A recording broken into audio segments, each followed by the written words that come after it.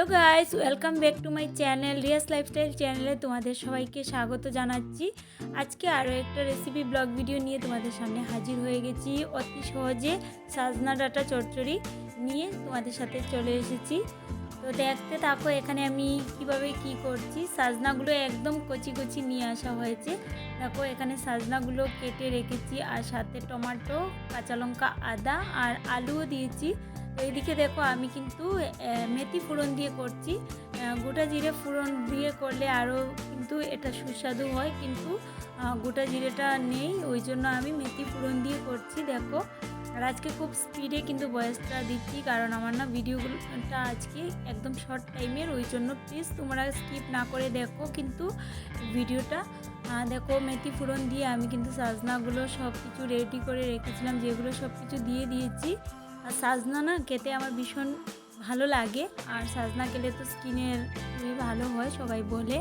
তো আর এত কচি কচি সাজনা, ওই জন্য এগুলোর দামটাও একটু বেশি নিয়েছে। এমনিতে তো আমাদের এখানে 160 টাকা 1 কিলো, কিন্তু এইগুলো একটু কচি বলে নিয়েছে 200 টাকা। তো দেখো এখানে আমি সব কিছু যা যা মশলা দিয়ে দিয়েছি সেগুলো আর তো দেখাতে পারিনি, কারণ হাতে নিয়েই ক্যামেরা করছি, ওই জন্য ভিডিও করছি ওই জন্য। তো দেখো আমি যা যা দিয়েছি, গুঁড়ো মশলা দিয়েছি, হলুদ গুঁড়ো, জিরে গুঁড়ো আর লঙ্কা গুঁড়ো সামান্য পরিমাণে দিয়েছি, নুন দিয়েছি পরিমাণ মতো, দিয়ে কষিয়ে নিয়েছি।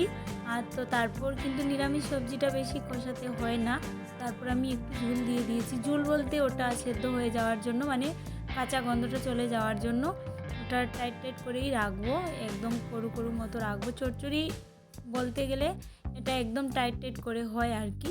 তো দেখো ফাইনালি হয়ে গেছে। আর এদিকে আমি কিন্তু বনধনে পাতা উপর থেকে দিয়ে দিয়েছি।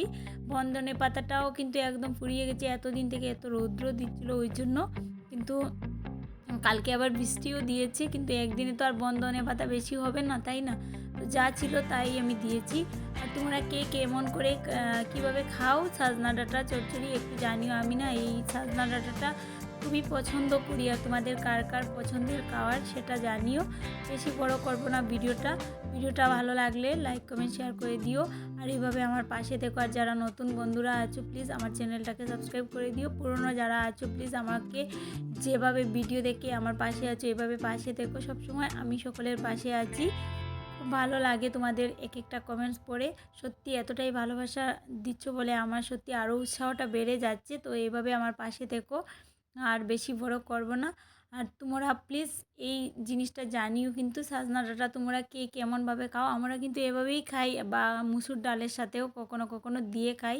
তো মুসুর ডাল এই কচিগুলো তো আর দেওয়া যাবে না মুসুর ডালের সাথে, ওই জন্য এগুলো চচ্চড়ি করে নিলাম একদম। মানে এগুলো কি বললো তো, এগুলো মানে খেয়ে যে খাওয়ার পর যে একটা থাকে না বেরোয়, এটা কিন্তু আর ফেলতে হবে না, এটা পুরো ডাইরেক্ট খাওয়া যাবে। এত কচি, মানে কাটার সময় মনে হচ্ছিলো এটা সাজনা কাটছি না অন্য কিছু, মানে ওটা আঁশটা ছাড়াতেও হয়নি। তো আজকের মতো এখানে টাটা, সবাই ভালো থেকো, সুস্থ থেকো, দেখা হবে নেক্সট কোনো ব্লগ ভিডিওতে।